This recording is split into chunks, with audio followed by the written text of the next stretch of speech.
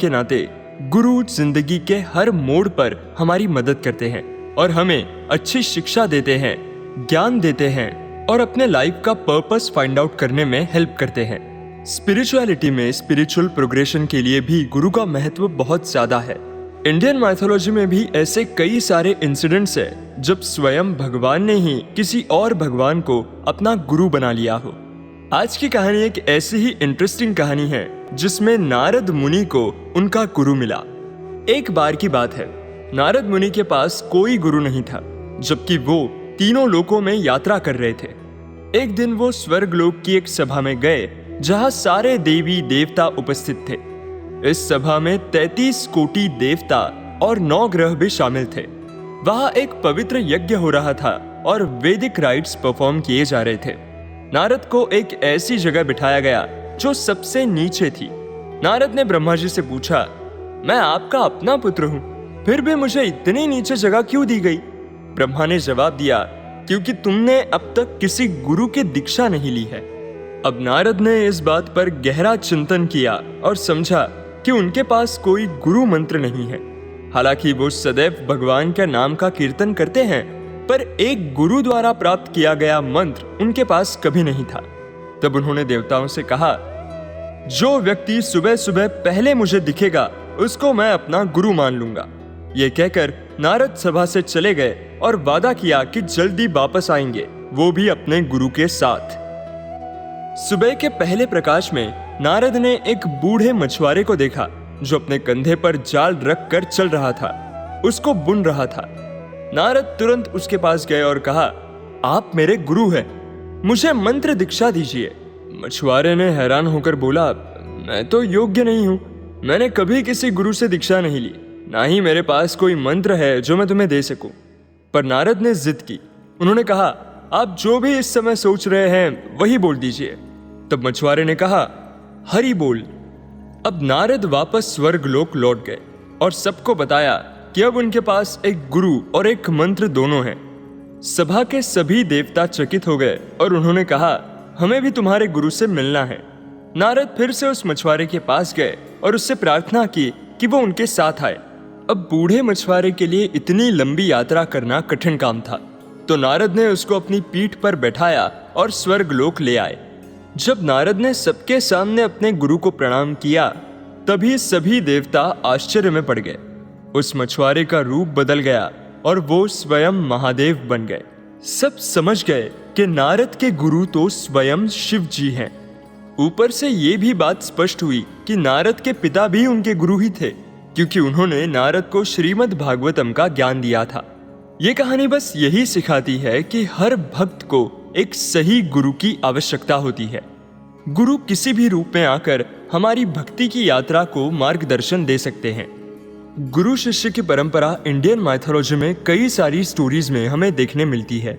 महाभारत में भी ऐसी कई सारी कहानियां हैं जब पांडवों ने अपने वनवास अज्ञातवास के दौरान तपस्या करके बहुत सारे देवताओं को अपना गुरु बना के उनसे शस्त्र विद्या सीखी थी।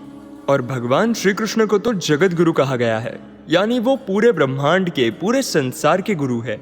श्रीमद् भागवतम के अनुसार ये कहा जाता है कि कृष्णा स्वयं किसी भी व्यक्ति के माध्यम से आप तक पहुंच सकते हैं, चाहे वो एक साधु हो या एक सामान्य व्यक्ति हो, और आपका गुरु बनकर आपका मार्गदर्शन कर सकते हैं। इंडियन माइथोलॉजी से जुड़ी ऐसे ही और इंटरेस्टिंग फैक्ट्स और स्टोरीज जानने के लिए do listen to our Indian mythology podcast. Stay blessed, stay tuned.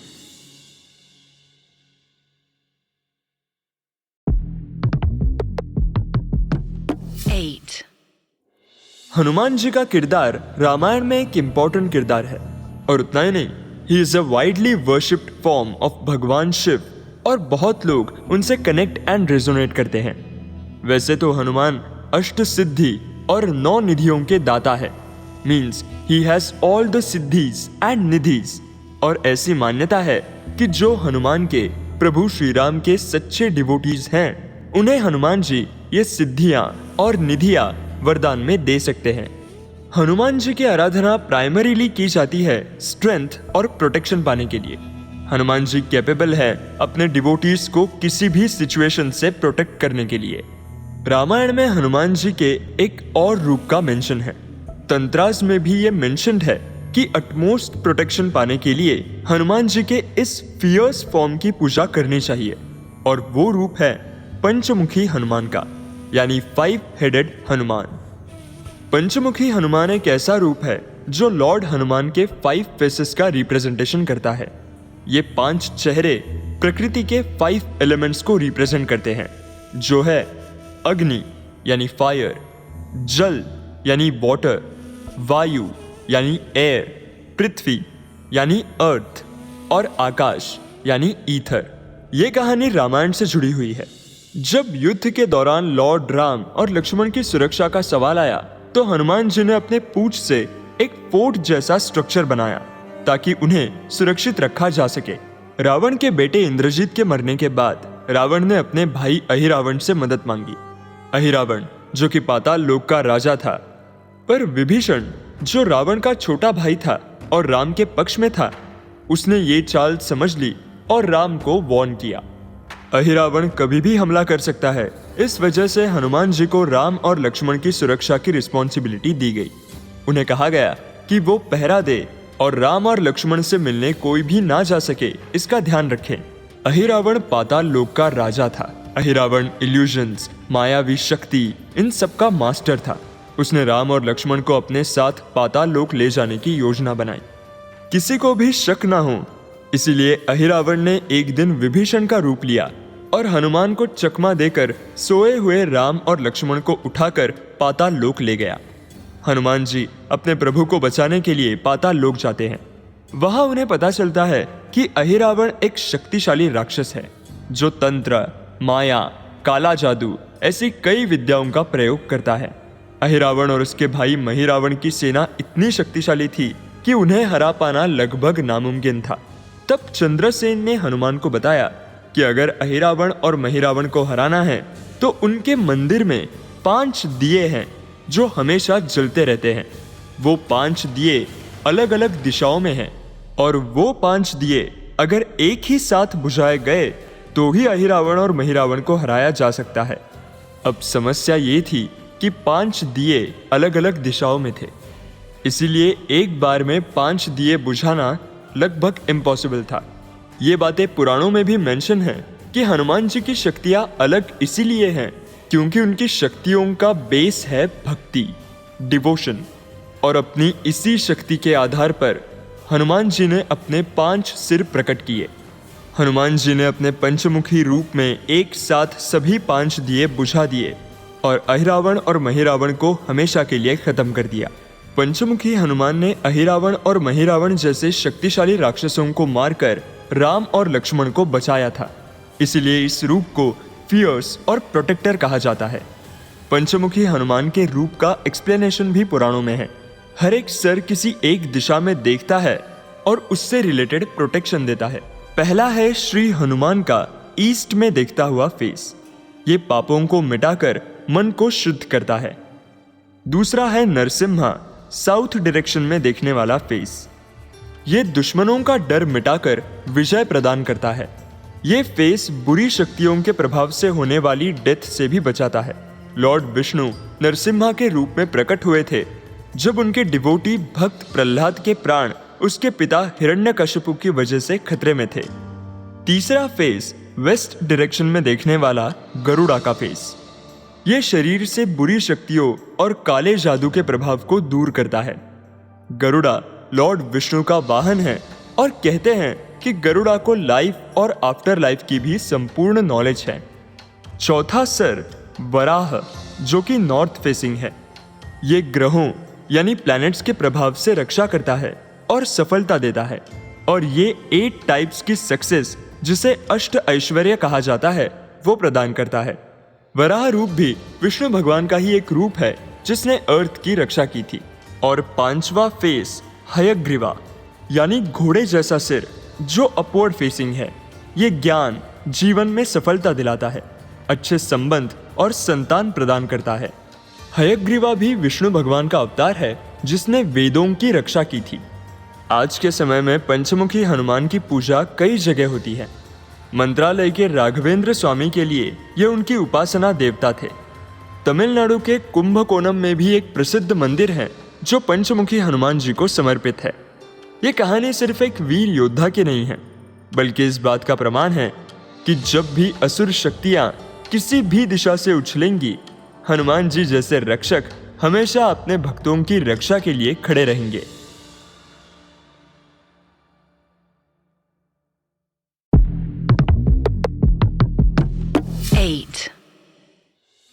Indian mythology में, स्क्रिप्चर्स में जो भगवान विष्णु को सुप्रीम लॉर्ड मानते हैं, उन्हें वैष्णव कहा जाता है। तो वैष्णव परंपरा में मेहमानों का स्वागत करना एक पवित्र कर्तव्य माना जाता है, खासकर उनका जो हमें आध्यात्मिक ज्ञान और प्रेरणा देते हैं। अतिथि यानी अनइनवाइटेड गेस्ट का कॉन्सेप्ट वैदिक स्क्रिप्चर्स में बार बार दिखाई देता है और गृहस्थ आश्रम के संदर्भ में इसका विशेष महत्व है। भगवत गीता में कृष्ण बताते हैं कि वो हर जीव के हृदय में विराजमान है। इसका मतलब ये है कि जब कोई मेहमान हमारे घर आता है तो हमें उन्हें एक सामान्य व्यक्ति नहीं, बल्कि भगवान का एक प्रतिध्वनि समझना चाहिए, क्योंकि उनके हृदय में भी वही दिव्य आत्मा बसी हुई है। ये सोच तो तब भी लागू होती है जब हमारा सबसे बड़ा दुश्मन भी हमारे घर आए। श्री प्रभुपाद महाराज ने सिखाया है कि जब एक व्यक्ति जो आपको अपना सबसे बड़ा शत्रु मानता है आपके घर आए तो उसका स्वागत ऐसे प्रेम और उत्साह से करो कि वो कुछ पलों के लिए अपनी दुश्मनी भूल जाए। महाभारत में इसी प्रिंसिपल का एक प्रमुख उदाहरण मिलता है। कुरुक्षेत्र युद्ध के दौरान युद्ध के 7वें दिन भीम और अर्जुन ने कुरु सेना का भारी नुकसान किया था। दुर्योधन, जो भीम के हाथों बुरी तरह से घायल हो चुका था, अपने मित्र कर्ण के शिविर में गया। कर्ण भीष्म के अधिकार के कारण युद्ध में भाग नहीं ले पा रहा था। उस दिन बहुत बेचैन था और पांडवों को खत्म करने की कसम खा रहा था। लेकिन भीष्म, जो कर्ण की असली पहचान जानते थे कि वो पांडवों का ही भाई है, उसे युद्ध में भेजने के लिए तैयार नहीं थे। सब बातें जानने के बाद दुर्योधन भीष्म के पास आया। तब भीष्म अपनी चोट और दुख का इलाज कर रहे थे। फिर भी भीष्म ने दुर्योधन की हालत देखकर उसका इलाज किया और उसे विशेष जड़ी बूटियों से आराम दिया। लेकिन दुर्योधन को लगा कि भीष्म पांडवों के प्रति ज्यादा दयालु हैं और इसलिए उन्हें मार नहीं रहे हैं। दुर्योधन ने भीष्म की निष्ठा पर सवाल उठाए, जिससे भीष्म बहुत अपमानित महसूस करने लगे। गुस्से में आकर भीष्म ने प्रतिज्ञा की कि अगली सुबह वो पांडवों का विनाश कर देंगे। उस रात भीष्म ने 5 विशेष बाण सिद्ध किए, जिनमें इतनी शक्ति थी कि उनसे पांडवों का अंत हो सकता था। लेकिन दुर्योधन ने इन बाणों को सुरक्षित रखने के लिए अपने पास रख लिया। अब पांडव शिविर में श्री कृष्ण सब जानते थे, क्योंकि वो सर्वज्ञानी थे। उन्होंने अर्जुन को सचेत किया कि अगर कल कुछ नहीं किया गया तो पांडव युद्ध हार जाएंगे। कृष्ण ने अर्जुन को याद दिलाया कि एक बार उसने दुर्योधन की जान बचाई थी। एक बार कुछ गंधर्वों ने गंधर्व राज्य में दुर्योधन को पकड़ लिया था।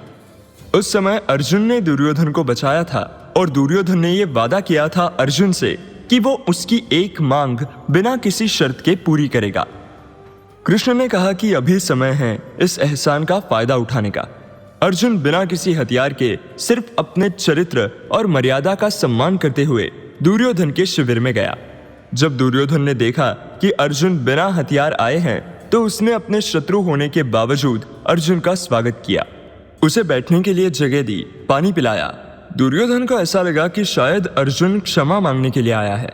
लेकिन जब अर्जुन ने अपनी मांग रखी, वो 5 बाण जो भीष्म ने सिद्ध किए थे, दुर्योधन पहले चौंक गया, लेकिन अपने दिए गए शब्द का मान रखते हुए बिना किसी दुविधा के उन बाणों को अर्जुन के हवाले कर दिया।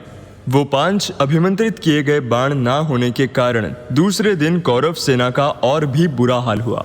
ये घटना ये दिखाती है कि प्राचीन समय में अतिथि का सत्कार सिर्फ एक सांस्कृतिक नियम नहीं था, बल्कि एक गहन धार्मिक सिद्धांत था।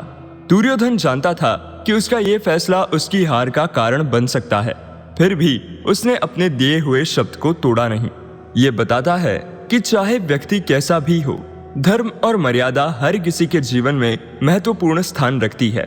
शत्रु को भी अपना मेहमान मानकर उसकी इज्जत करना, अपना दिया गया शब्द निभाना और अपनी प्रतिज्ञा से ना हटना, ये सभी गुणों को महाभारत के इस प्रसंग ने दर्शाया है। आज के इस युग में यदि हम इस संदेश को अपने जीवन में अपना सके तो ना सिर्फ हमारे पर्सनल रिलेशन स्ट्रांग होंगे, बल्कि एक सुंदर और सम्मानित समाज भी बनेगा। इंडियन माइथोलॉजी से जुड़ी ऐसी ही और इंटरेस्टिंग कहानियां जानने के लिए to listen to our Indian mythology podcast. Stay blessed, stay tuned.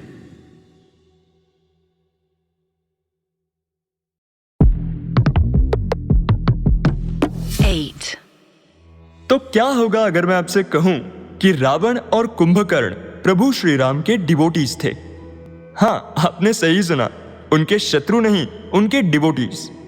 तो अब अगर मैंने ये कहा है तो इसके पीछे की कहानी भी मैं आपको बताता हूं। चलिए सुनते हैं। कहानी की शुरुआत होती है वैकुंठ से, जहां भगवान विष्णु अपने डिवोटीज के साथ रहते हैं। वैकुंठ में भगवान विष्णु के गेटकीपर्स हैं जय और विजय, जिन्हें भगवान विष्णु के सिंसियर डिवोटीज भी माना जाता है। तो जय और विजय वैकुंठ में गेटकीपर्स का काम करते और भगवान विष्णु की सेवा में, उनकी पूजा में लीन रहते।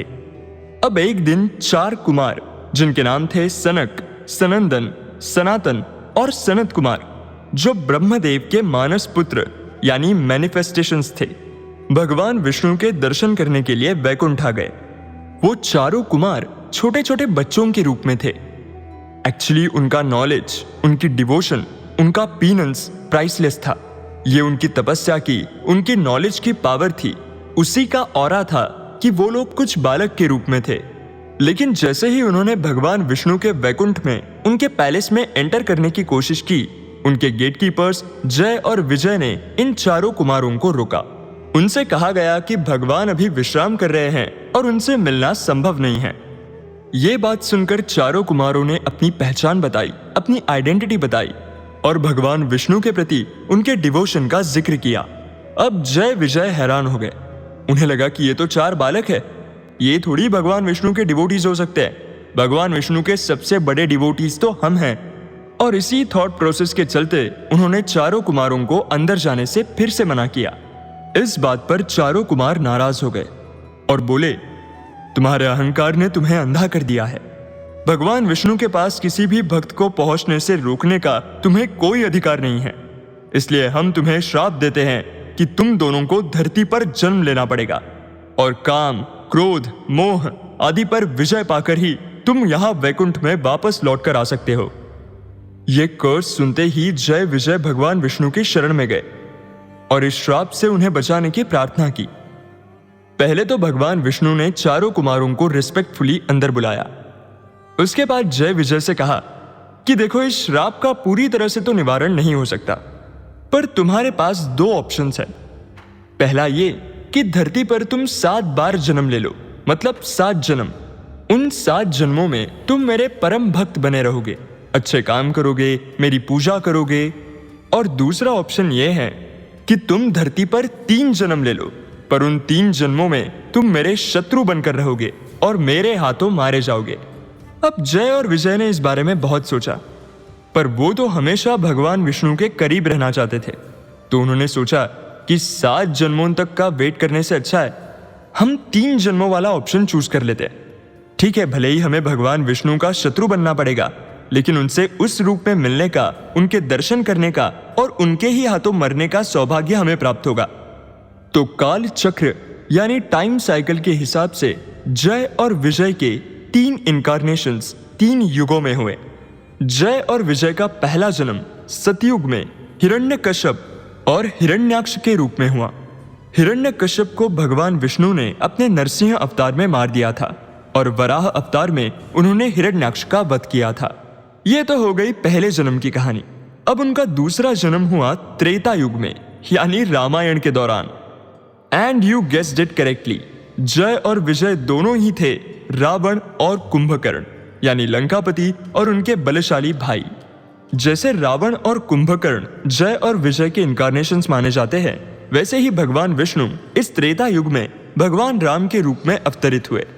अब इनकारनेशंस की बात ही कर रहे हैं तो सभी के इनकारनेशंस के बारे में जान लेते हैं। So lord Ram is an incarnation of lord Vishnu. अब वैकुंठ में भगवान विष्णु का आसन है शेषनाग। ये माना जाता है कि रामायण में प्रभु श्री राम के भाई लक्ष्मण शेषनाग का अवतार थे। यहाँ तक कि श्री राम के भाई भरत और शत्रुघ्न भी भगवान विष्णु के सुदर्शन चक्र और शंख का स्वरूप माने जाते हैं। और रामायण के युद्ध के दौरान प्रभु श्री राम ने रावण और कुंभकर्ण का वध किया। इसी तरह से जय विजय का दूसरा जन्म पूरा हुआ। अब आया द्वापर युग और जय और विजय का तीसरा जन्म। द्वापर युग में जय थे शिशुपाल और विजय थे दंतवक्र। द्वापर युग में भी विष्णु भगवान अवतरित हुए भगवान श्री कृष्ण के रूप में और शेषनाग बलराम के रूप में, और शिशुपाल और दंतवक्र का वध स्वयं भगवान श्री कृष्ण ने किया था। अब सोचिए ये कितना एब्सर्ड और वियर्ड है ना। रावण, जो भगवान राम का सबसे बड़ा एनिमी माना जाता है, वो असल में भगवान विष्णु का ही द्वारपाल था और उसके पूरे जीवन का पर्पस ही यही था कि भगवान राम उसके अंत का कारण बने। और कुंभकर्ण, उसे पता था कि रावण धर्म के खिलाफ युद्ध कर रहा है, लेकिन फिर भी अपने भाई के प्रति अपना कर्तव्य और अपने श्राप के कारण उसने रावण का ही साथ दिया और प्रभु श्री राम के हाथों कुंभकर्ण का भी वध हो गया। और इस सभी का रूट कॉज ये है कि जय और विजय को हो गई थी थोड़ी सी ईगो प्रॉब्लम। 4 कुमारों के डिवोशन को वो समझ नहीं पाए और उन्हें लगा कि उनसे बड़े भगवान विष्णु के डिवोटीज और कोई है ही नहीं, और इसी के चलते उन्हें धरती पर 3 बार जन्म लेना पड़ा, भगवान विष्णु के इनकारनेशंस का एनिमी बनना पड़ा, और उनके हाथों मृत्यु पाने के बाद ही उन्हें वैकुंठ में अपनी जगह वापस मिल गई। सो ये थी कहानी about interesting incarnations, how to respect others, और क्यों हमें अपने ईगो को थोड़ा कंट्रोल करना चाहिए।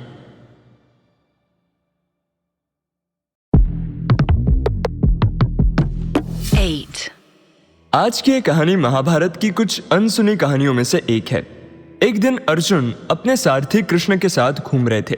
चलते चलते अर्जुन ने एक अहम सवाल उठाया, कृष्ण, इस पृथ्वी पर सबसे महान दानी कौन है? कृष्ण बिना किसी समय गवाए बोले, कर्ण, निश्चित रूप से कर्ण। अब ये सुनते ही अर्जुन के चेहरे पर एक अजीब सी कसक दिखने लगी।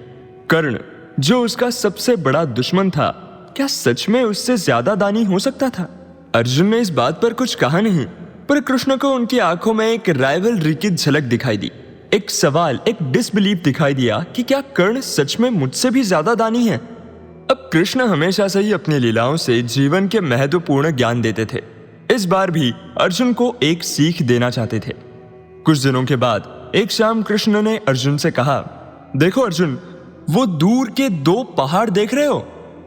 अर्जुन ने देखा कि वो 2 पहाड़ अचानक चमकने लगे, जैसे उनमें से रोशनी निकल रही हो। धीरे धीरे वो शुद्ध सोने के पहाड़ बन गए।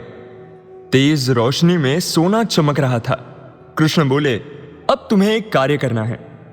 इन 2 पहाड़ों के पास जाओ और ये सभी सोना नीचे बसे गरीब गांव वालों को बांट दो। जब सब कुछ बांट दिया हो तब मुझे बताना। अब अर्जुन को अपना पराक्रम और दान शक्ति प्रमाण करने का एक अवसर मिल गया। वो तुरंत गांव वालों को इकट्ठा करने लगे और बड़े घमंड के साथ घोषणा की, ये सोने के पहाड़ आप सबके हैं, मैं आज सबको धन से भर दूंगा। गांव वाले हैरान हो गए। सब जगह अर्जुन की जय जयकार होने लगी। अर्जुन इस महिमा से और भी प्रेरित हो गए और बिना रुके सोने को बांटने लगे। 1 दिन, 2 दिन अर्जुन बिना रुके काम करते रहे, बिना भोजन, बिना विश्राम, बिना एक पल भी रुके। लेकिन जब उन्होंने देखा, एक अजीब बात हुई। जितना सोना वो बांट रहे थे, उतना ही नया सोना पहाड़ों से उभर रहा था। अब अर्जुन चौंक गए। पहाड़ वही के वही था। फ्रस्ट्रेशन के साथ उन्होंने कृष्ण से कहा, मुझसे नहीं हो रहा, मैं थोड़ा विश्राम करना चाहता हूं। कृष्ण मुस्कुराए और बिना कुछ कहे कर्ण को बुलाया। देखो कर्ण, वो 2 पहाड़ देख रहे हो? कृष्ण बोले। कर्ण ने सिर हिलाया। उन्हें नीचे के गरीब लोगों में बांट दो, कृष्ण ने कहा। अब बिना एक पल भी सोचे कर्ण वहां पहुंच गए और रास्ते से जा रहे 2 गांव वालों को बुलाया और कहा, वो दोनों सोने के पहाड़ तुम्हारे हैं, जैसे चाहो उसे अपनी जिंदगी सुधारने के लिए इस्तेमाल करो। इतना कहकर कर्ण कृष्ण के चरणों में प्रणाम करते हुए बिना पीछे देखे वहां से चल दिए। अर्जुन ये सब देखकर बिल्कुल सुन्न हो गया। कर्ण ने बिना एक भी क्षण गवाए, बिना किसी दिखावे के और बिना किसी महत्वपूर्ण दृष्टि से सब कुछ बस दे दिया। कृष्ण ने अर्जुन का हाथ पकड़कर कहा, देखा अर्जुन, तुम्हारे लिए सोना एक महत्वपूर्ण वस्तु थी। तुमने सोचा किस तरह इसे सही तरीके से बांटना चाहिए, कौन इसके लायक है, कौन नहीं। तुम्हारी दान शक्ति भी एक तरह की माया थी जो तुम्हें रोक रही थी। तुम थक गए क्योंकि तुमने इस सोने को महत्वपूर्ण माना। अर्जुन चुपचाप कृष्ण की बात सुन रहे थे। उनका मन अभी भी इस बात को समझने की कोशिश कर रहा था। कृष्ण ने अपना हाथ अर्जुन के कंधे पर रखा और बोले, और कर्ण? कर्ण के लिए सोना कुछ भी नहीं था। उसके लिए असली दान सोना देना नहीं, बल्कि दान करने का स्वभाव था। उसने ना सोचा, ना किसी का गुण विश्लेषण किया, ना किसी प्रशंसा की अपेक्षा की। जो कुछ भी था सब दे दिया और दान करने के बाद बिना पीछे देखे आगे बढ़ गया। अर्जुन अब समझ गए थे, जो असली दानी होता है वो वस्तु को नहीं, स्वभाव को महत्वपूर्ण मानता है। वो ना किसी की प्रतीक्षा करता है और ना किसी प्रशंसा का मोह रखता है। कृष्ण ने मुस्कुराकर कहा, और यही है एक जागृत व्यक्ति की पहचान, जो सच्चाई, ज्ञान और मुक्ति की राह पर है। अर्जुन ने अपना सिर झुकाया और बिना किसी शब्द के कृष्ण की बात स्वीकार कर ली। यह कहानी सिर्फ अर्जुन और कर्ण की नहीं है, बल्कि हर उस व्यक्ति की है जो अपने दुख, सुख और दान का हिसाब रखता है। असली दान का महत्व सिर्फ वस्तु देने में नहीं, बल्कि उसे छोड़कर आगे बढ़ने में है। तो अब हमें सही में दानी बनना है या बस दान करने का दिखावा करना है? ये निर्णय हर व्यक्ति को खुद लेना होता है। इंडियन माइथोलॉजी की कहानियां इसलिए इंटरेस्टिंग है क्योंकि वो कुछ स्टोरीज, कुछ इंसिडेंट्स के साथ साथ फिलॉसफी भी सिखाती है। इंडियन माइथोलॉजी से जुड़ी ऐसे ही और कहानियां सुनने के लिए do listen to our Indian mythology podcast. Stay blessed, stay tuned.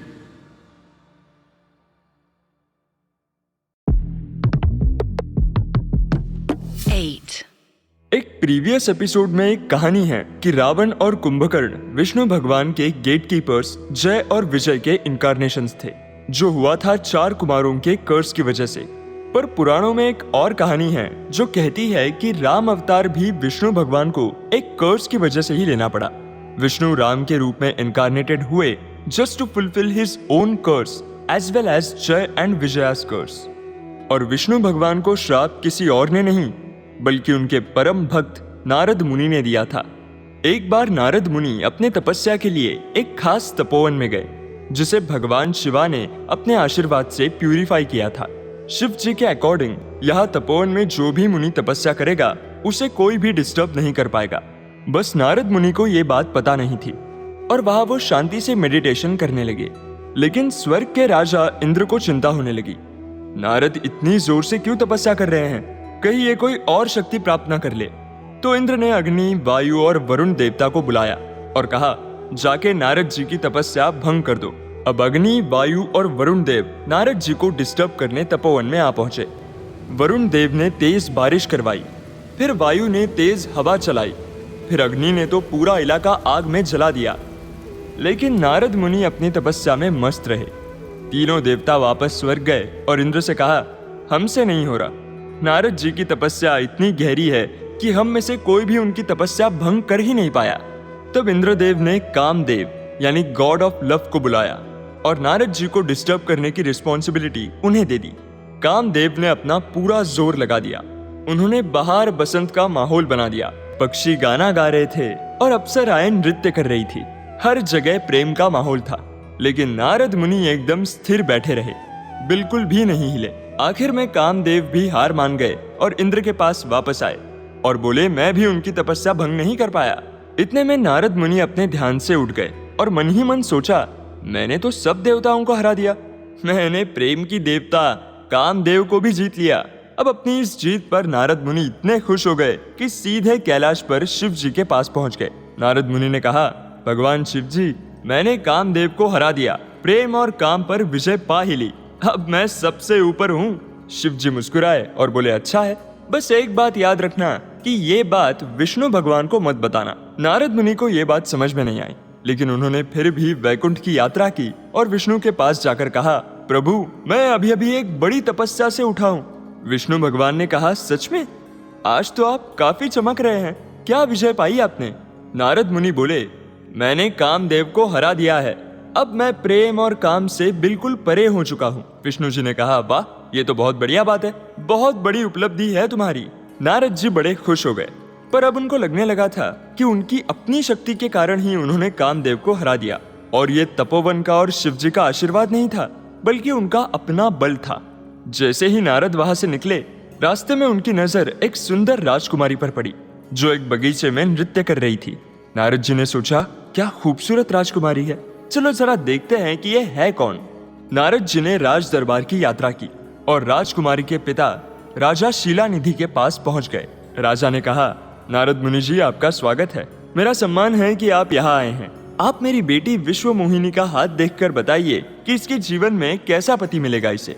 राजकुमारी विश्व मोहिनी को बुलाया गया और नारद मुनि ने उसका हाथ देखना शुरू किया। विश्व मोहिनी अपने नाम की ही तरह बहुत खूबसूरत थी। जैसे ही नारद जी ने उसका हाथ देखा, उन्हें पता चला कि जो भी इसका पति बनेगा वो तीनों लोकों का राजा बनेगा और देवताओं की तरह जिएगा। ये जानने के बाद नारद मुनि का मन बदलने लगा। उन्हें लगा, मुझे ही इस राजकुमारी से शादी कर लेनी चाहिए। नारद जी वहां से सीधे वैकुंठ गए और विष्णु भगवान से कहा, प्रभु, मुझे आपकी मदद चाहिए। मुझे सबसे खूबसूरत राजकुमार बना दीजिए। हर तरह के गहने, कपड़े और दौलत से सजाइए। विश्व मोहिनी का स्वयंवर होने वाला है। वो अपना पति खुद चुनेगी। मैं ये स्वयंवर जीतना चाहता हूँ और विश्व मोहिनी से शादी करना चाहता हूँ। विष्णु भगवान ने हल्का सा मुस्कुराते हुए कहा, अरे अभी तो आप कह रहे थे कि आपने कामदेव को हरा दिया। नारद मुनि ने कहा, हाँ वो तो हरा दिया मैंने, पर अब मैं विश्व मोहिनी से शादी करना चाहता हूँ। आप मुझे सबसे अलग रूप दे दीजिए। फिर विष्णु भगवान ने नारद जी को सबसे बढ़िया कपड़े, गहने और मुकुट दिया। लेकिन एक छोटा सा ट्विस्ट था। नारद जी का चेहरा बंदर का बना दिया। अब स्वयंवर में नारद मुनि आए। विष्णु भगवान भी एक राजकुमार के रूप में स्वयंवर में आए और कई सारे राजकुमार वहां इकट्ठे हुए।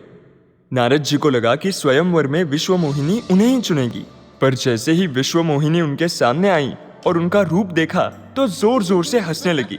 और बाद में विष्णु भगवान जिस राजकुमार के रूप में वहां मौजूद थे, विश्व मोहिनी ने उन्हें अपना पति बनाया। इस बात पर नारद जी को बहुत गुस्सा आया और वो बोले कि मैं तो सबसे खूबसूरत हूँ, फिर मुझे क्यों नहीं चुना। इस बात पर भी सभी हंसने लगे। फिर नारद जी ने जब अपना चेहरा देखा तो वो बंदर जैसा था। गुस्से में भरे नारद मुनि ने गंगा जल उठाया और विष्णु भगवान को श्राप दे दिया। उन्होंने कहा, भगवान, आपने ये मेरे साथ अन्याय किया और आपको भी अपनी प्रिय व्यक्ति का वियोग सहना पड़ेगा। आप भी प्रेम के बिछड़ने के दुख को महसूस करोगे और जब आप अपनी प्रेमिका से बिछड़ जाओगे तो ऐसे समय में केवल सारे बंदर ही आपकी मदद करेंगे और कोई आपकी मदद नहीं करेगा। इसी कर्ज के चलते विष्णु भगवान श्री राम के रूप में इनकारनेटेड हुए और माता लक्ष्मी माँ सीता के रूप में। और जब रावण ने माता सीता का अपहरण किया और प्रभु श्री राम क्या करे इस उलझन में थे, तो सुग्रीव, अंगद, नल, नील और श्री राम के परम भक्त हनुमान, इन सभी वानर योद्धाओं ने उनकी सहायता की और रावण को हराने में अहम भूमिका निभाई। तो ये था नारद जी का विष्णु भगवान को दिया हुआ कर्स, जिससे शायद ऐसा कह सकते हैं कि रामायण का पूरा नैरेटिव सेट हुआ था।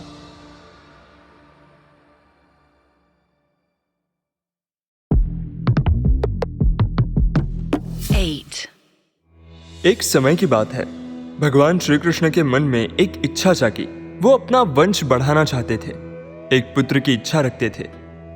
लेकिन जो नारायण स्वयं सब कुछ रचते हैं, वो भी किसी और से सलाह लेने चले गए। कृष्ण एक विशेष ऋषि के पास पहुंचे। जैसे ही ऋषि ने कृष्ण को देखा, वो आनंद से भर गए। पूरा आश्रम श्री कृष्ण के नाम की जय जयकार से गूंज उठा। सभी भक्तों ने बड़े प्रेम भाव से, भक्ति भाव से उनका स्वागत किया। ऋषि ने हाथ जोड़कर कहा, प्रभु, मुझे बताइए मैं आपके लिए क्या कर सकता हूँ? क्या आपको मुझसे कोई सेवा चाहिए? कृष्ण ने एक मुस्कुराहट के साथ जवाब दिया, ये एक बहुत ही सरल इच्छा है। मुझे एक पुत्र प्राप्ति करनी है। मुझे एक पुत्र का वरदान कैसे मिलेगा? ऋषि ने ज्ञान भरी दृष्टि से कृष्ण की ओर देखा और बोले, ये काम सिर्फ एक ही देव कर सकते हैं, भगवान शिव। आपको उनकी उपासना करनी होगी। 1000 पुष्प इकट्ठा करें और वर्षों तक उनका पूजन करना होगा। जब भगवान शिव प्रसन्न होंगे तब आपको पुत्र का वरदान मिलेगा। कृष्ण ने श्रद्धा से सिर झुकाया और ऋषि का धन्यवाद करते हुए वहां से चले गए। अब कृष्ण ने अपना राजमहल छोड़ दिया और एक गहरे वन के बीच अपना ध्यान लगा दिया। उन्होंने अपने शरीर पर विभूति लगाई। एक तपस्वी की तरह वृक्ष की छाल से बना वस्त्र धारण किया और वर्षों तक एकांत में भगवान शिव की उपासना की। हर दिन हर रात बिना किसी विघ्न के कृष्ण सिर्फ एक ही उद्देश्य के साथ तपस्या कर रहे थे, शिव का दर्शन प्राप्त करने के लिए। काल बीत गया। एक दिन माता पार्वती ने अपने त्रिनेत्र से देखा कि कृष्ण अकेले वन के मध्य में विराजमान हैं और शिव की पूजा कर रहे हैं। माता पार्वती ने शिव जी से कहा, स्वामी आप क्या कर रहे हैं? इतने वर्षों से कृष्ण आपकी उपासना कर रहे हैं और आप उनको दर्शन भी नहीं दे रहे। शिव जी बोले, तो तुम चाहती हो कि मैं जाऊं? माता पार्वती बोली, हाँ और मैं भी चलूंगी, कृष्ण की भक्ति का फल मिलना चाहिए। शिव जी मुस्कुराए और बोले, तो चलो देखते हैं उनकी इच्छा क्या है। कृष्ण की तपस्या से प्रसन्न होकर शिव जी और पार्वती उनके सामने प्रकट हो गए। शिव जी बोले, कृष्ण आप क्या कर रहे हैं? आप तो स्वयं नारायण हैं, विष्णु हैं, अवतार हैं, आप ही सब कुछ है, आपको मेरी पूजा करने की क्या आवश्यकता पड़ गई? कृष्ण ने मुस्कुराते हुए कहा, महादेव मैं जानता हूं कि ये इच्छा सिर्फ आप ही पूरी कर सकते हैं। शिव जी बोले, तुम स्वयं सर्वशक्तिमान हो, ऐसी कौन सी इच्छा है जो तुम स्वतः पूर्ण नहीं कर सकते? कृष्ण ने बड़ी नम्रता से वरदान मांगा, मुझे एक पुत्र चाहिए जो आपके समान हो। अगर वो आपके जैसा नहीं होगा तो वो मुझे नहीं चाहिए। शिव और पार्वती एक दूसरे की ओर देखकर मुस्कुराए और शिव जी बोले, तथास्तु। उसी क्षण कृष्ण को उनका इच्छित वरदान मिल गया। कृष्ण अपने राजमहल लौट आए और कुछ समय बाद उनकी पत्नी जाम्बवती ने एक पुत्र को जन्म दिया। इस पुत्र का नाम रखा गया सांबा। पर सवाल ये था कि शिव के समान पुत्र का अर्थ क्या होता है?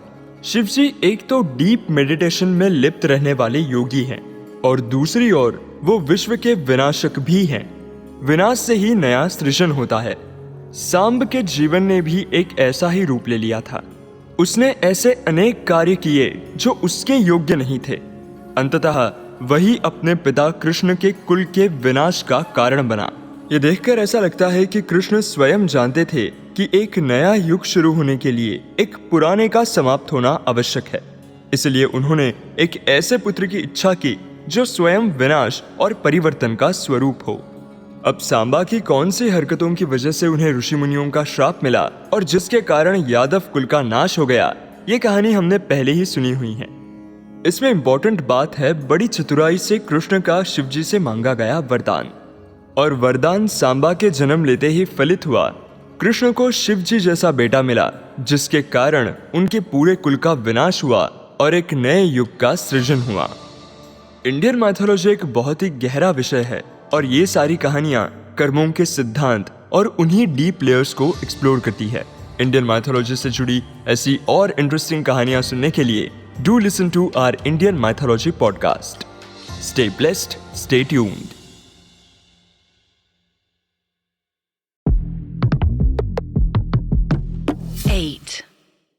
लॉर्ड गणेश एक ऐसे देवता हैं जो न सिर्फ विघ्नों को दूर करते हैं बल्कि हर शुभ काम की शुरुआत भी उनकी पूजा के साथ ही होती है।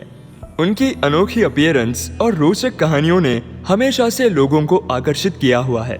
4 प्राणियों के समावेश से उनका रूप बना है, इंसान, हाथी, चूहा और सांप। हाथी जैसा मुख और उनका वाहन एक छोटा सा चूहा। उनके 4 हाथों में भी अलग अलग आयुध हैं। एक रस्सी जो भक्तों को सच्चाई की राह पर ले जाए, एक कुल्हाड़ी जो सिंबलाइज करती है गलत संबंधों और मोह को काट देने के लिए, एक लड्डू जो भक्तों को इनाम देने का प्रतीक है। इन जनरल यूनिवर्स में सीरीज ऑफ इवेंट्स को बहुत माना जाता है। किसी एक कारण की वजह से एक घटना घटित होती है, उस घटना के कारण कुछ और होता है और उसके कारण कुछ और ये सिलसिला चलता ही रहता है। आज हम लॉर्ड गणेश की एक ऐसी कहानी सुनेंगे जो वैसे तो छोटी है, लेकिन उसी घटना के कारण आगे चल के एक बहुत बड़ा हादसा भगवान श्री कृष्ण के साथ हुआ था। पहले बात करते हैं गणेश जी के जन्म के बारे में। कहा जाता है कि एक दिन माँ पार्वती ने स्नान करने की इच्छा व्यक्त की, पर समस्या थी कि स्नान के दौरान दरवाजे पर पहरा कौन देगा। तब उन्होंने अपने शरीर पर लगे हुए चंदन के लेप को इकट्ठा किया और एक सुंदर बालक की मूर्ति बना दी। अपने प्रेम और अपनी शक्तियों से उन्होंने उस मूर्ति में प्राण डाल दिए। उस निर्माण हुए पुत्र को माँ पार्वती ने आदेश दिया, बेटा मुझे स्नान करना है, तुम यहाँ दरवाजे पर पहरा दो और किसी को भी अंदर मत आने देना। तभी कुछ समय बाद शिव जी वापस आए। दरवाजे पर एक अनजान बालक को देखकर वो हैरान हो गए। उन्होंने अंदर जाने की कोशिश की, पर बालक ने उन्हें रोक दिया। शिव जी को लगा कि कोई दुष्ट शक्ति उनकी गृह प्रवेश में बाधा डाल रही है। क्रोधित होकर उन्होंने अपने त्रिशूल से उस बालक का सिर काट दिया। जैसे ही मां पार्वती स्नान करके बाहर आई, अपने प्रिय पुत्र को निष्प्राण देखकर उनका हृदय दुख और क्रोध से भर गया। उन्होंने पूरी सृष्टि को नष्ट करने की धमकी दे दी। शिव जी को अपनी भूल का एहसास हुआ और उन्होंने नंदी को आदेश दिया कि जाओ, जो पहला प्राणी दिखे उसका सिर ले आओ। नंदी ने पहला प्राणी एक हाथी देखा और उसका सिर ले आया। शिव जी ने उस हाथी के सिर को अपने पुत्र के धड़ पर जोड़ दिया और उन्हें जीवन दान दे दिया। गणपति का जन्म ऐसे ही हुआ और उन्हें वर दिया गया कि हर नई शुरुआत से पहले उनकी पूजा की जाएगी। एक और इंटरेस्टिंग कहानी तब हुई जब गणेश जी को एक भक्त ने बहुत सारे लड्डू भेंट दिए। गणेश जी ने खुशी खुशी सब लड्डू ग्रहण कर लिए और उनका पेट भर गया। अब उन्होंने बचे हुए लड्डू इकट्ठा किए और अपने वाहन छोटे से चूहे पर बैठकर घर लौटने लगे। रास्ते में चूहा उनके भारी शरीर के वजन से गिर पड़ा और गणेश जी भी धड़ से गिर गए। गणेश जी ने जल्दी से लड्डू इकट्ठा किए और इधर उधर देखा कि कोई उनकी इस अवस्था को देख तो नहीं रहा। तभी उन्होंने देखा कि आसमान में चांद उनका मजाक उड़ा रहा है। चांद को हंसी आ गई और वो जोर जोर से हंसने लगा। अपनी शोभा और सुंदरता पर घमंड करते हुए चांद को लगा कि गणेश जी का गिरना बहुत मजेदार था और जिस तरह से वो दिखते हैं वो इतना आकर्षक नहीं है, इसी कारण ये और भी मजेदार था। गणेश जी का गुस्सा और भी भड़क गया। उन्होंने चांद को गुस्से से देखा और श्राप दे दिया, तेरे घमंड के कारण आज से जो भी तेरा दर्शन करेगा उस पर झूठे इल्जाम लगेंगे। चांद को अपनी भूल समझ में आ गई और उसने गणेश जी से माफी मांग ली। उसकी विनम्रता देखकर गणेश जी का गुस्सा थोड़ा ठंडा हुआ और उन्होंने श्राप का प्रभाव कम कर दिया। उन्होंने कहा, श्राप पूरी तरह से मिटाना तो संभव नहीं है, पर गणेश चतुर्थी पर जो तुम्हारा दर्शन करेगा उस पर इस श्राप का प्रभाव जरूर होगा। तभी से पुराणों में ये माना जाता है कि गणेश चतुर्थी के दिन पर चंद्रमा का दर्शन करना अशुभ होता है। और इसी से जुड़ी एक बहुत ही इंटरेस्टिंग कहानी घटित हुई श्री कृष्ण के साथ और कारण था स्यामंतक मणि।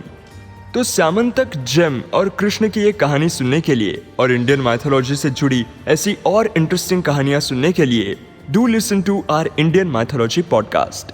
Stay blessed, stay tuned.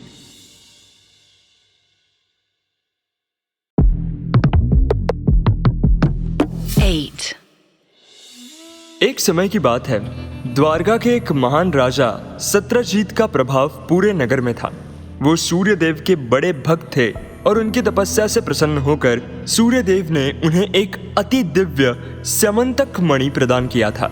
ये मणि सिर्फ एक सुंदर रत्न नहीं था, बल्कि एक ऐसी अनमोल वस्तु थी जो हर दिन बहुत सारा सोना उत्पन्न कर सकती थी। इस रत्न की दिव्य चमक ने पूरी द्वारका नगरी को चमकता बना दिया था। लेकिन इसी मणि की वजह से यदुवंश और राजा सत्रजीत के बीच एक बड़ी गलतफहमी भी उत्पन्न हो गई थी। सत्रजीत सूर्यदेव के भक्त थे। जब वो स्यामंतक मणि को पहनते थे तब उनकी चमक इतनी तेज हो जाती थी कि लोग उन्हें स्वयं सूर्यदेव समझते थे। एक दिन जब सत्रजीत इस मणि को धारण करके द्वारका नगरी में प्रवेश कर रहे थे, तब लोगों ने उन्हें देखा और जोर जोर से चिल्लाए, सूर्यदेव आए हैं, सूर्यदेव आए हैं। उसी समय द्वारका नगरी में उपस्थित कृष्ण सब कुछ समझ गए। उन्होंने लोगों को समझाया कि ये सूर्यदेव नहीं बल्कि राजा सत्रजीत है, जो स्यामंतक मणि की दिव्य चमक से जगमगा रहे हैं। श्री कृष्ण ने राजा सत्रजीत से एक निवेदन किया, हे राजन, ये मणि एक अति दिव्य वस्तु है। ये पूरे यदुवंश के कल्याण के लिए होनी चाहिए। आप इसे राजा उग्रसेन को समर्पित कर दीजिए ताकि इससे सभी का भला हो सके। लेकिन सत्रजीत ने मणि देने से इनकार कर दिया। उसने इस मणि को एक मंदिर में स्थापित किया और ब्राह्मणों से इसका नियमित पूजन करवाने लगा। इस मणि से मिलने वाले सोने का उपयोग वो अपनी समृद्धि बढ़ाने के लिए करने लगा। और ये सब एक ऐसी भूल थी जो आगे चलकर बहुत बड़ी समस्या बनने वाली थी। एक दिन सत्रजीत का छोटा भाई प्रसेन इस मणि को अपने साथ बिना किसी को बताए जंगल में ले गया वहां एक शेर ने उसका शिकार कर दिया और मणि छीन ली। अब कुछ देर के लिए वो स्यमंतक मणि शेर के पास था, लेकिन उसी जंगल में जाम्बवन, जो कि रीछों के राजा थे, और हाँ, ये वही जाम्बवन है जो रामायण में भी मौजूद थे, उन्होंने उस शेर को हराया और स्यमंतक मणि अपने घर लेकर आ गए और उसे अपने बेटे का खिलौना बना दिया। जब प्रसेन वापस नहीं आया तो द्वारका नगरी में अफवाह फैल गई कि कृष्ण ने स्यमंतक मणि चुरा लिया है। कृष्ण ने ही राजा सत्यजीत से राजा उग्रसेन को ये मणि देने के बारे में बात की थी, इसीलिए इस अफवाह को सभी लोगों ने सच मान लिया। कृष्ण ने सोचा कि इस अफवाह का समाधान तभी हो सकता है जब वो स्वयं मणि की तलाश करेंगे। उन्होंने तुरंत मणि की खोज शुरू कर दी और धीरे धीरे वो जाम्बुवन की गुफा तक पहुंच गए और स्यमंतक मणि को देख लिया। जैसे ही कृष्ण ने जाम्बुवन से स्यमंतक मणि की मांग की, जाम्बुवन, जो कृष्णा को पहचान नहीं पाए, उन्होंने युद्ध का ऐलान कर दिया और शुरू हुआ एक महायुद्ध दो महान शक्तिशाली योद्धाओं के बीच। कृष्ण और जाम्बुवन के बीच 28 दिनों तक अखंड युद्ध चला। दोनों महान योद्धा थे, एक तरफ कृष्ण जो स्वयं नारायण थे और दूसरी तरफ जाम्बुवन जो प्राचीन काल से महान बलशाली थे। आखिरकार अंत में जाम्बुवन ने कृष्ण की दिव्य शक्ति को पहचान लिया और कहा, प्रभु मुझे माफ करें, आप तो स्वयं विष्णु हैं। जाम्बुवन ने मन से कृष्ण को प्रणाम किया और उन्हें स्यमंतक मणि समर्पित कर दिया और अपनी पुत्री जाम्बुवंती का विवाह भी कृष्ण के साथ करवा दिया। कृष्ण द्वारका वापस आए और स्यमंतक मणि लौटा दिया। नगरी के लोग जो उन पर इल्जाम लगा रहे थे वो शर्मा गए और कृष्ण की जय जयकार करने लगे। राजा सत्यजीत को अपनी भूल समझ में आ गई। उन्होंने कृष्णा को स्यमंतक मणि प्रस्तुत की और अपनी पुत्री सत्यभामा का विवाह कृष्ण के साथ कर दिया, लेकिन कृष्णा ने मणि का स्वीकार नहीं किया। उन्होंने कहा, इस मणि को मंदिर में ही स्थापित रखो ताकि इसका लाभ पूरे द्वारका को मिले। इसी कहानी से जुड़ी दो रोचक फैक्ट्स है। पहली फैक्ट तो ये कि आपको वो कहानी याद होगी जब गणेश भगवान ने चंद्रदेव को श्राप दे दिया था कि अगर गणेश चतुर्थी के दिन किसी ने चंद्र के दर्शन कर लिए तो उसके ऊपर चोरी का झूठा इल्जाम लगेगा। और ऐसा कहते हैं कि जब श्री कृष्ण पर स्यमंतक मणि के चोरी का झूठा इल्जाम लगा तब उन्होंने गलती से गणेश चतुर्थी के दिन चंद्र के दर्शन कर लिए थे। एक और इंटरेस्टिंग स्टोरी ये है कि जब जाम्बुवंती के साथ विवाह करके कृष्ण अपने महल में वापस आए तो रुक्मिणी उनके स्वागत के लिए तैयार थी। अब जाम्बुवंती तो जाम्बुवन की ही बेटी थी, इसलिए उसका चेहरा भी रीछों जैसा, भालू जैसा ही था। श्री कृष्ण के कहने पर उसने अपना पूरा चेहरा और पूरा बदन अच्छे से ढक लिया था। उसे इस रूप में देखकर रुक्मिणी को लगा कि ये अपना चेहरा नहीं दिखा रही है, शायद ये मुझसे ज्यादा सुंदर है, और इसीलिए उसने उन दोनों का स्वागत किया और जाम्बुवंती से कहा कि तुम मेरी जितने ही सुंदर रहोगी। और यही गलतफहमी जाम्बुवंती के लिए एक वरदान बन गई और उसका शरीर, उसका चेहरा दिव्य इंसानों जैसा हो गया। इंडियन माइथोलॉजी से जुड़ी ऐसी और इंटरेस्टिंग कहानियां सुनने के लिए do listen to our Indian mythology podcast. Stay blessed, stay tuned.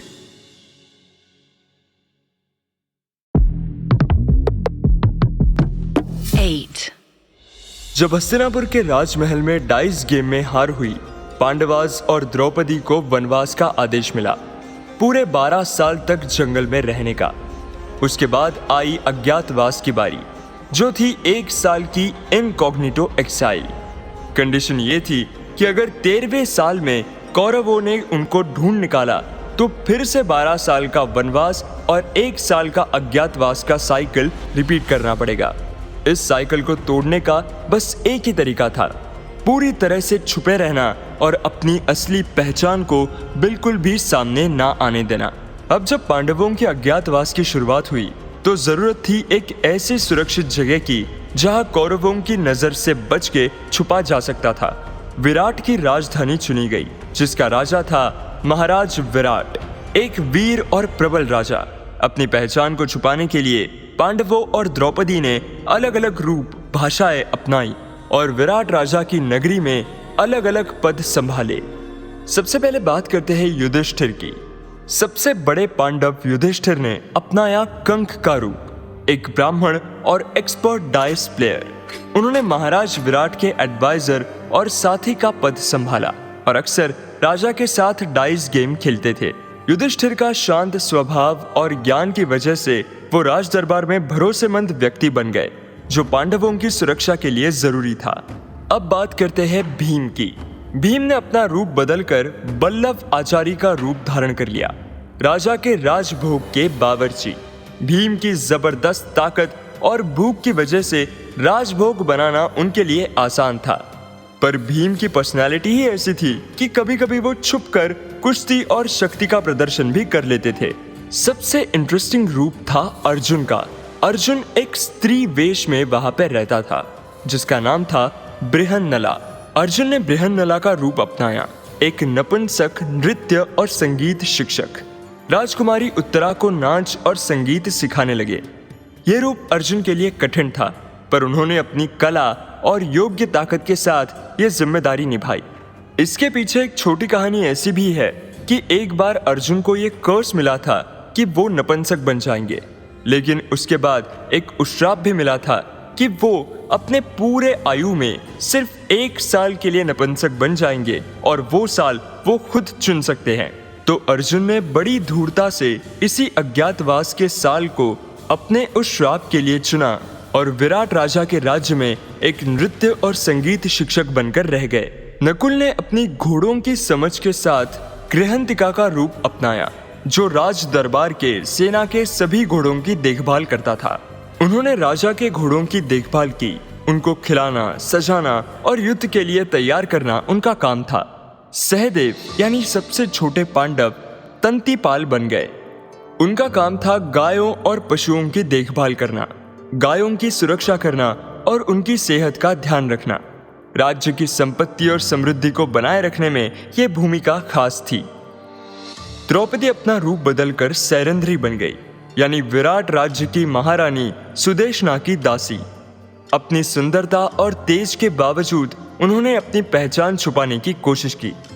महारानी सुदेशना सैरंध्री के काम से बेहद खुश थी, लेकिन सैरंध्री की सुंदरता पर नजर थी कीचक की, जो था सेना अध्यक्ष और महारानी सुदेशना का भाई।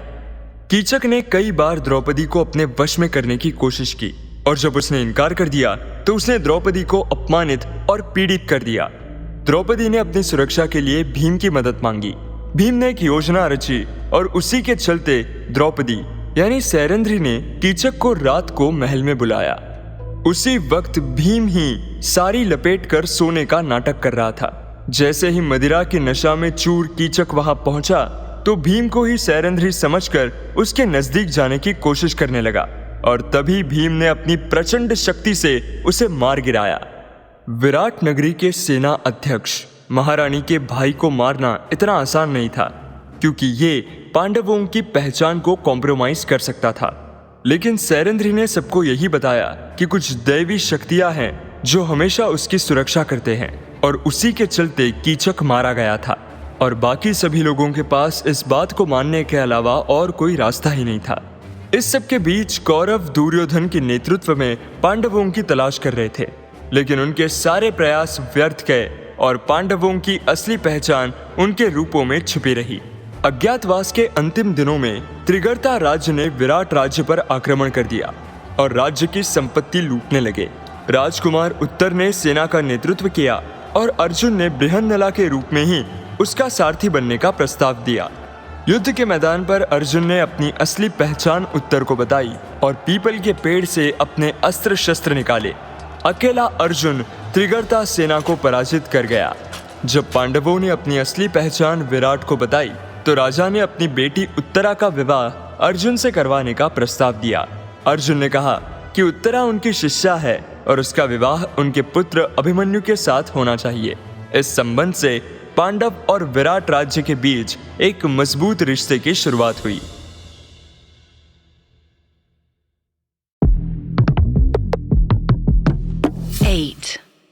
भगवान दत्तात्रेय, जो महर्षि अत्रि और अनुसुया के पुत्र थे, उनको सुप्रीम गुरु माना जाता है। उन्होंने कई राजाओं और ऋषियों को शिक्षा दी थी और वो तीनों देव ब्रह्मा, विष्णु और शिव के कंबाइंड रूप माने जाते हैं। उनका ज्ञान और उनकी स्पिरिचुअलिटी इतनी प्रोफाउंड थी कि दुनिया भर के लोग उनके पास सीखने आते थे। लेकिन सबसे खास बात ये थी कि उन्होंने अपने सबसे बड़े ज्ञान अपने आसपास की प्रकृति और जीव जंतुओं से ही सीखे थे। उन्होंने कहा कि उनके 24 गुरु हैं और ये गुरु कोई इंसान नहीं बल्कि प्रकृति और प्राणी हैं। यह सबसे अलग और रोचक दृष्टिकोण था स्पिरिचुअलिटी को समझने का। दत्तात्रेय ने सबसे पहले अपने गुरु के रूप में प्रकृति को अपनाया, धरती माता जो बिना किसी शिकायत के सब कुछ सह लेती है। धरती से उन्होंने क्षमा और धैर्य को समझा। फिर उन्होंने आसमान और हवा से सीखा कि व्यक्तित्व को बिना किसी बंधन के मुक्त रहना चाहिए, बिल्कुल खुले आकाश और बहती हवा की तरह। पानी ने उनको पवित्र और शुद्धता का पाठ पढ़ाया, क्योंकि पानी हर चीज को साफ कर देता है और हर चीज को अपने अंदर समा लेता है। आग से उन्होंने जाना कि ज्ञान को कभी दबाया नहीं जा सकता। जैसे आग अपनी रोशनी और गर्मी से हर अंधेरे को मिटा देती है। समंदर से उन्होंने सीखा कि चाहे कितना भी पानी उसमें समा जाए, उसकी शांति और स्थिरता कभी नहीं हिलती। ये सिखाती है कि इंसान के इमोशंस भी ऐसे ही स्थिर और संतुलित रहने चाहिए। चंद्रमा ने उनको ये समझाया कि रूप और आकार बदलते रहने के बावजूद भी असल स्वरूप नहीं बदलता। और सूरज से उन्होंने जाना कि ये सांसारिक चीजों को लेना और वापस कर देना भी एक प्रक्रिया है, बिल्कुल जैसे सूरज पानी को उड़ाता है और बादलों से वापस बारिश के रूप में दे देता है। दत्तात्रेय ने केवल प्रकृति से ही नहीं, जीव जंतुओं से भी बहुत कुछ सीखा। एक बार उन्होंने देखा कि कबूतर का जोड़ा अपने बच्चों को खिलाने गया और तभी शिकारी ने उनके बच्चों को पकड़ लिया। दुख से व्याकुल वो दोनों कबूतर भी उन बच्चों के पास जाकर फंस गए।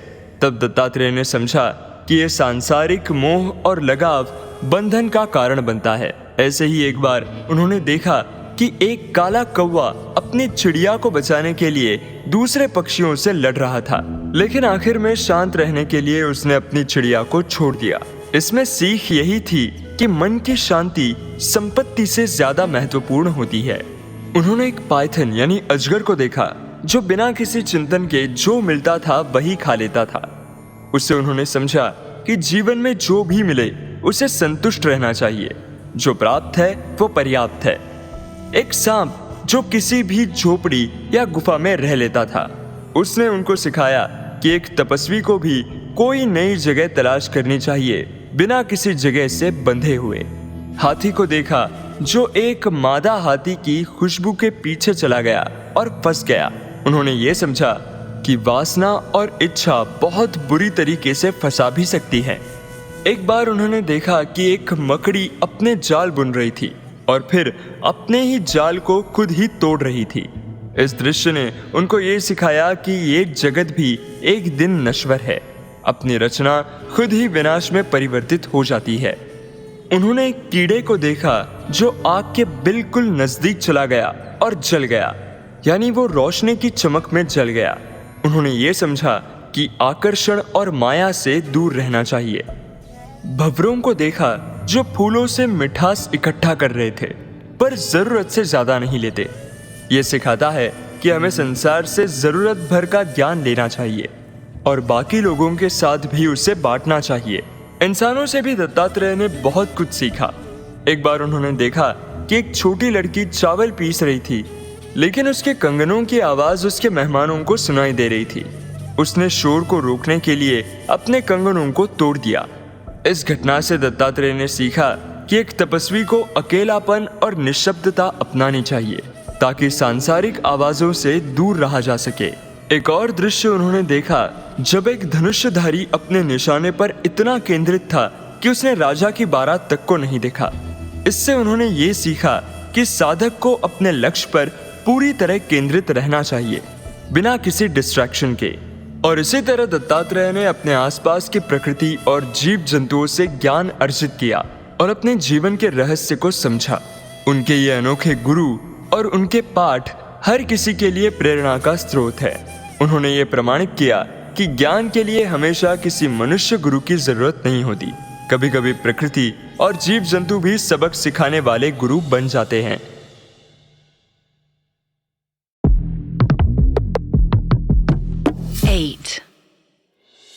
कैलाश पर्वत को शिव जी का निवास माना जाता है, लेकिन आपने अक्सर उन्हें शमशान में तपस्या करते हुए देखा होगा। इस विचित्र दृश्य के पीछे एक अलग ही कहानी है और इसका कारण उनके गणास हो सकते हैं। तो ये कहानी ऐसी है कि शिव जी अपने तपस्या के लिए एक पवित्र स्थल की तलाश कर रहे थे, एक ऐसी जगह जो विशुद्ध और निर्मल हो। लेकिन पूरा संसार छान मारने के बावजूद भी उन्हें ऐसा कोई स्थान नहीं मिला। इस चिंतन और व्यथा के कारण उनके क्रोध से गणों का जन्म हुआ। ये गण भले ही भयानक और भयंकर रूप के थे, लेकिन शिव जी के लिए ये प्राणों से भी प्यारे थे। सभी लोग इन गणास को देखकर डर जाया करते थे और उन्हें समझ में नहीं आता था कि ये कौन है और क्या है इनका असल रूप। तमिल परंपरा में एक कहावत है, अनबे शिवम, यानी प्रेम ही शिव है। शिव जी ने उनके ही रिफ्लेक्शन को, उनके ही गणास को अपनाया और अपना घर भी उन जगहों पर बसाया जहां कोई आना पसंद नहीं करता था। शमशान भूमि, ऐसे स्थानों पर उनके गणास भी बिना किसी रोक टोक के साथ रहते थे और शिव जी भी अपनी तपस्या में मग्न रहते थे। इसीलिए शिव को भूतनाथ भी कहा जाता है। शिव जी के इन गणों की रूपरेखा भी अलग अलग और अजीब थी। कुछ के एक्स्ट्रा हाथ पैर होते थे, कुछ का जानवरों जैसा सिर या बड़े बड़े दांत और नुकीले नाखून होते थे। उनमें से एक था प्रेता, एक भयंकर प्राणी जो भूखा रहता था और जो कभी भी खाता था उसका पेट तुरंत ही उस चीज को जलाकर राख कर देता था। दूसरा था भूत, एक ऐसा शक्ल बदलने वाला प्राणी जो मनुष्य रूप धारण कर सकता था, लेकिन उसकी छाया कभी नहीं पड़ती थी।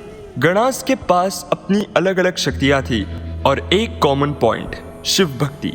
एक बार एक दुष्ट चोर था जिसका नाम था गुणानिधि।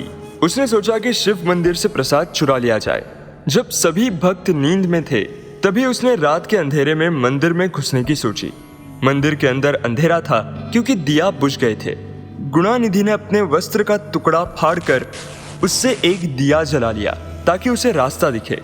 उसने प्रसाद चुरा लिया और मंदिर से निकलने ही वाला था कि कुछ भक्तों ने उसे पकड़ लिया और उसकी खूब पिटाई की।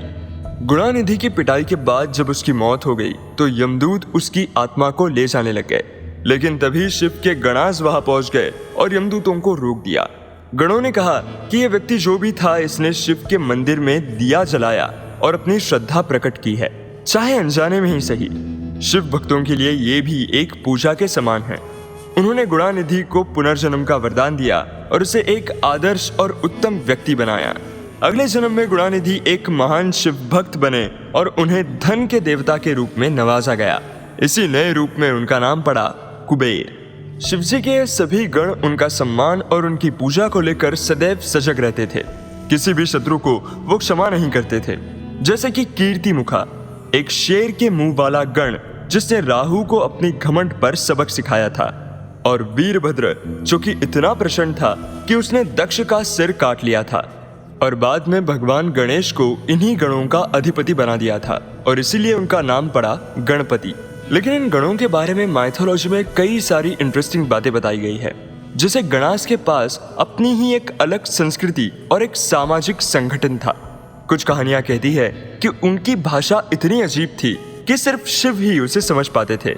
इस भाषा को पैशाची कहा जाता था। कुछ विद्वान मानते हैं कि ये किसी पुरानी आदिवासी भाषा से जुड़ी थी, जबकि कुछ लोग इसे पाली भाषा का प्राचीन रूप मानते हैं। शिव जी का एक स्वरूप बिल्कुल अलग था। भस्म से लथपथ शरीर, गले में मुंडमाला और भांग का प्रेम।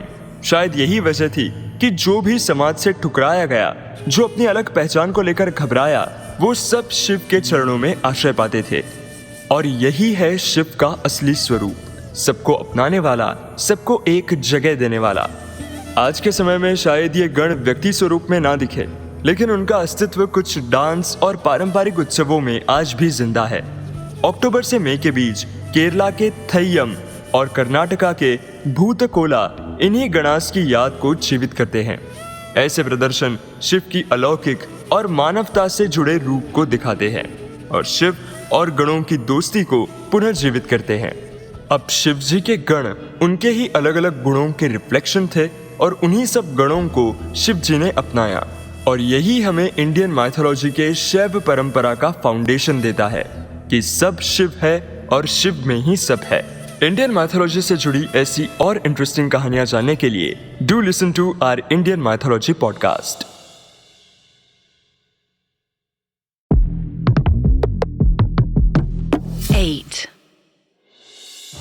असुर और राक्षस, ये दो शब्द इंडियन माइथोलॉजी में ऐसे विलन की तरह उभरते हैं जो हमेशा विनाश और हिंसक प्रवृत्ति से जुड़े होते हैं।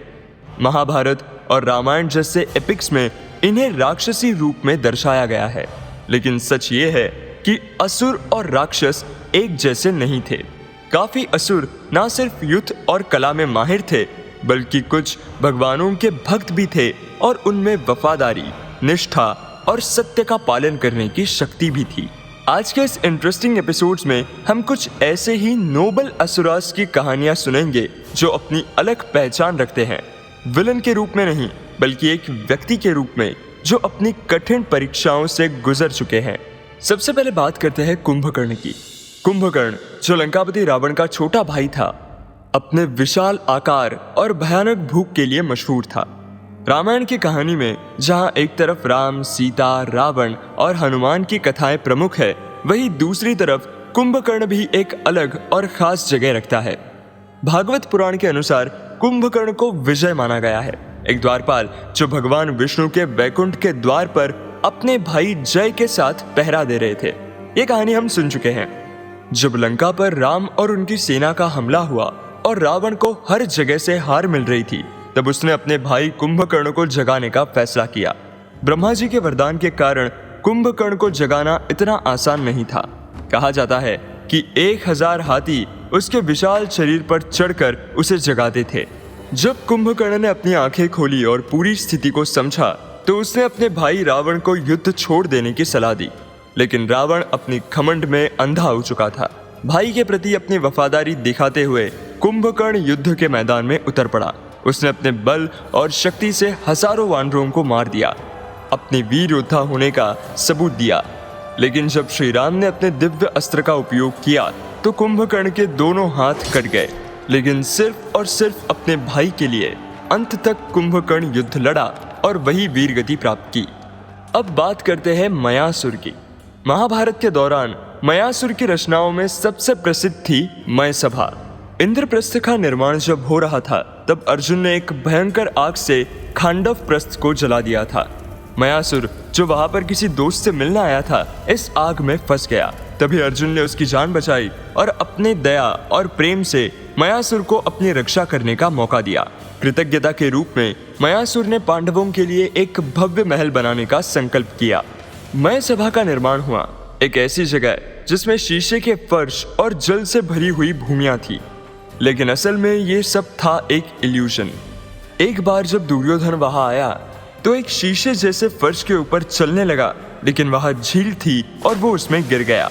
द्रौपदी और दासियों की हंसी ने दुर्योधन के मन में जलन भर दी और उसी के बाद हुआ वो फेमस डायस गेम, जिसकी वजह से पांडवों को वनवास जाना पड़ा। अब बात करते हैं घटोत्कच की, जो भीम और हिडिंबा राक्षसी का पुत्र था। जब पांडवों का वनवास चल रहा था, तभी भीम और हिडिंबा का विवाह हुआ और उससे जन्म हुआ घटोत्कच का। घटोत्कच एक अद्भुत योद्धा था, आधा मानव और आधा राक्षस। उसकी शक्ति और इल्यूजन की पावर युद्ध के मैदान में अत्यंत उपयोगी थी। कुरुक्षेत्र के युद्ध के दौरान उसने कौरव सेना पर भयंकर वार किए। अपने रूप परिवर्तन और प्रचंड शक्तियों का उपयोग करते हुए उसने दुश्मनों को चक्कर में डाल दिया था। अंत में अपनी कुर्बानी देकर उसने पांडवों की जीत को सुनिश्चित कर लिया था। उत्तराखंड राज्य के चंपावत में एक मंदिर में घटोत्कच के सिर के गिरने की कथा सुनाई जाती है और वहां आज भी घटोत्कच का एक मंदिर मौजूद है। ये कहानियां हमें सिखाती है कि हर असुर या राक्षस बुराई का प्रतीक नहीं होता। उनमें भी कुछ ऐसे गुण और कथाएं छुपी होती है जो उन्हें एक अलग रूप में दर्शाती है। इनके स्टोरी को स्टडी करने के बाद हमें सीखने को मिलता है कि भले ही कोई अंधकार के पक्ष में खड़ा हो, लेकिन उनमें भी सत्य और वफादारी के एक पहलू छुपे होते हैं। इंडियन माइथोलॉजी से जुड़ी ऐसी और इंटरेस्टिंग कहानियां सुनने के लिए do listen to our Indian mythology podcast. Stay blessed, stay tuned.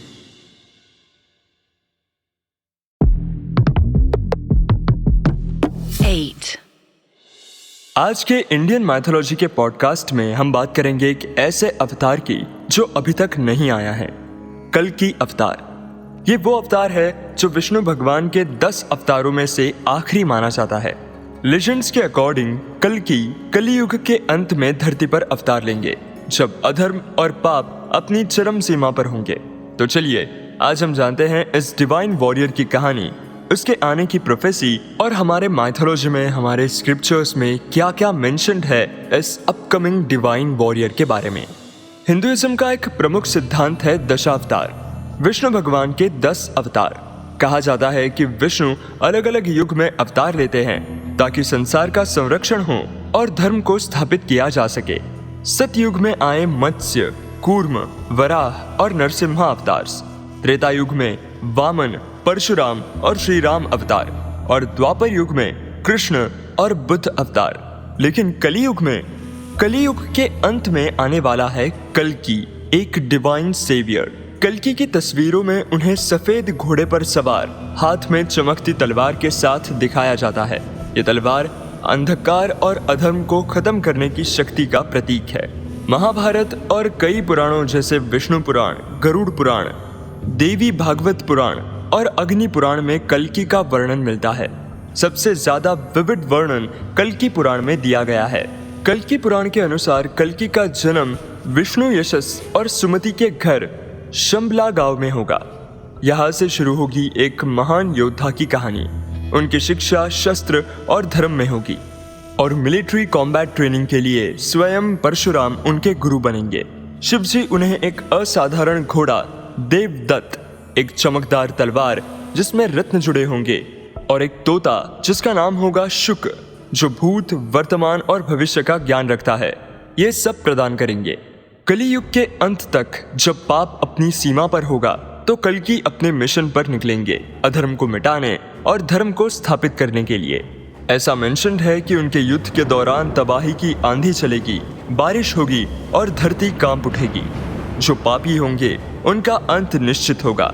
कल्कि अपने मिशन को पूरा करने के बाद शंबला वापस लौटेंगे और वहां से नए सतयुग की शुरुआत करेंगे। लेकिन आज के समय में कुछ विचारक और आध्यात्मिक गुरु कल्कि को एक सिंबल के रूप में देखते हैं, एक ऐसे ट्रांसफॉर्मेशन के रूप में जो हमारे अंदर छुपी हुई शक्ति को जगाता है। उनका मानना है कि कल्कि कोई व्यक्ति नहीं है बल्कि एक विचार है, एक आत्मिक जागृति का प्रतीक। वैदिक विचारधारा के अनुसार भगवान हर जगह हैं और हम खुद अपनी जिंदगी के रचयिता हैं। इसीलिए कल्कि को बस एक अवतार के रूप में नहीं, एक आत्मिक परिवर्तन के रूप में भी देखा जाना चाहिए।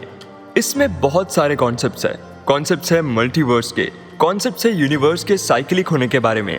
बट फिलहाल इंटरेस्टिंग बात तो ये है कि माइथोलॉजी में कई ऐसी घटनाएं और एक ऐसे अवतार का मेंशन्ड है जो अब तक अवतरित नहीं हुआ है। At least day to day life में इन सारी स्टोरीज के कारण हम ह्यूमन इंटेंशंस को समझ सकते हैं, इंसानों के व्यवहार को समझ सकते हैं, इस यूनिवर्स के साइक्लिक नेचर को समझ सकते हैं और शायद अपने मन का प्रयोग करके इससे बाहर भी निकल सकते हैं। इंडियन माइथोलॉजी की ये सारी कहानियाँ हर एक मोड पर, हर एक सिचुएशन के लिए कुछ ना कुछ सीख हमें देती हैं। साथ ही साथ ये भारत के एक रिच कल्चर को दर्शाती है।